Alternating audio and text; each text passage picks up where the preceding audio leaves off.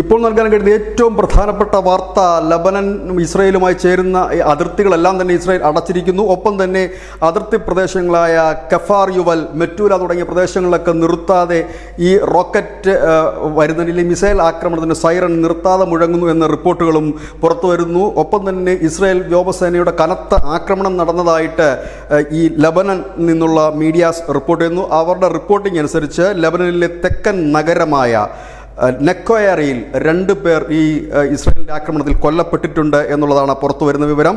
ഇത് ഹിസ്ബുള്ളയുടെ കേന്ദ്രങ്ങളിൽ ബോംബിംഗ് നടത്തിയായിട്ട് ഇസ്രായേലിൻ്റെ സേന IDFും സ്ഥിരീകരിച്ച് കഴിഞ്ഞിട്ടുണ്ട്.